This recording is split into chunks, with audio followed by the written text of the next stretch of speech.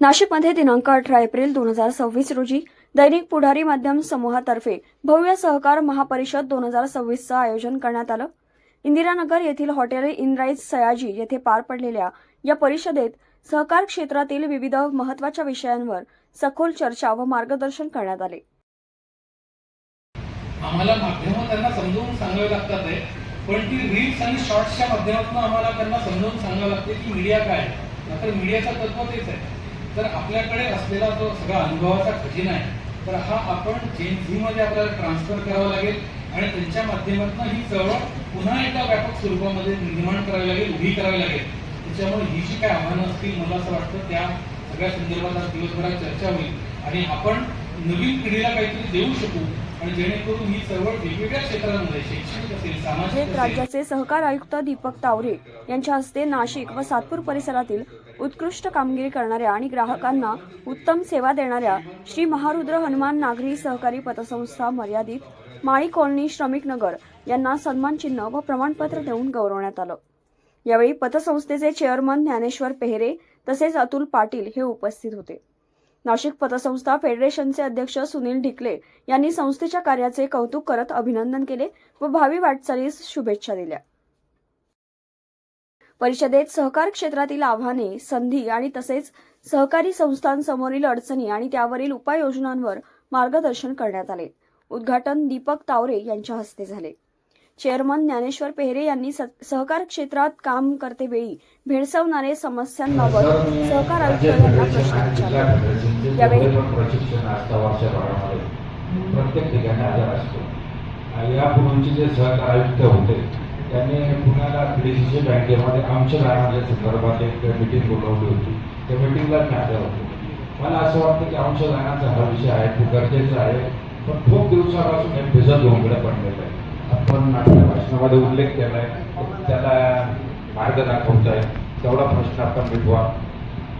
लक्षांचा आम्हाला तेवढा सगळ्यांचे हिशोब ठेवायचे, हे ठेवायचे, हॅलो, त्यांचे सगळ्यांचे हिशोब ठेवायचे, पैसे गोळा करायचे, त्यासाठी आम्हाला एक स्वतंत्र यंत्रणा लागली, काही अधिकारी लागले, यंत्रणा लागली. कोण ॲडिशनल रजिस्ट्रार, जॉईंट रजिस्ट्रार, त्याच्या हाताखाली काही ऑडिटर्स, तपासणी, कारण ते 20,000 फाईल ते ठेवायला लागतात. प्रत्येक गोष्टीची एक फाईल, तुमच्या मागच्या वर्षी डिपॉझिट किती होतं, काय होतं, पार्ट पेमेंट, त्या यंत्रणेची आम्ही मागणी केलेली आहे.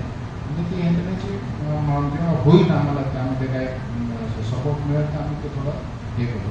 दुसरं एक आहे की ह्यामध्ये अंशदान किती भरायचं, त्यामुळे मतप्रवाह आहेत, म्हणजे चळवळीतले लोक आहेत त्यांचे काय ते आता आम्ही एक केलेलं आहे की सिंगल पॉईंट केलं आहे. ह्याचं म्हणणं कमी करा, काय करा, तर ह्यामध्ये रिस्क खूप हाय. सहकार क्षेत्रातील तज्ज्ञ विद्याधर अनास्कर, विभागीय सहनिबंधक संभाजी निकम, जिल्हा उपनिबंधक फैयाज मुलानी तसेच सुनील ढिकले यांनी उपस्थितांना मार्गदर्शन केले.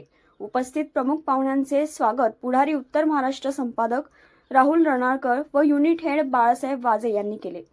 परिषदेत सहकारी संस्थांचे डिजिटल रूपांतर, नवीन उत्पन्नाचे स्रोत आणि कायदेशीर अडचणी या विषयांवर विशेष मंथन करण्यात आले.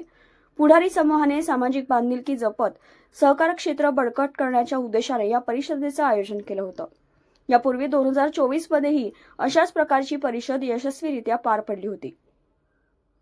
महारुद्र हनुमान नागरी सहकारी पतसंस्था चेअरमन ज्ञानेश्वर पेहरे यांनी थकबाकीदार ग्राहकांकडून कर्ज वसुली करतेवेळी राजकीय व सामाजिक संघटनांकडून अडचणी निर्माण करण्यात येत असल्याबाबत सहकार आयुक्त दीपक तावरे यांना निवेदन दिले. सहकार परिषदेसाठी नाशिक जिल्ह्यातील नामांकित पतसंस्था व सहकारी संस्थांचे पदाधिकारी उपस्थित होते. सेम कंडिशन पॉज टर्मिनलची झालेली आहे.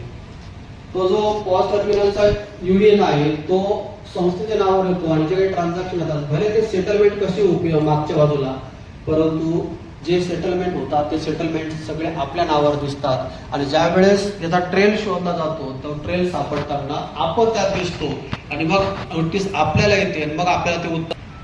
दुसरा मी तुम्हाला सांगितलं होतं कॉस्टिंगच्या संदर्भात, कोणता देव किंवा कोणता ऑडिटर लागत नाही. तुम्ही प्रॉफिट मध्ये राहणार आहे का लॉस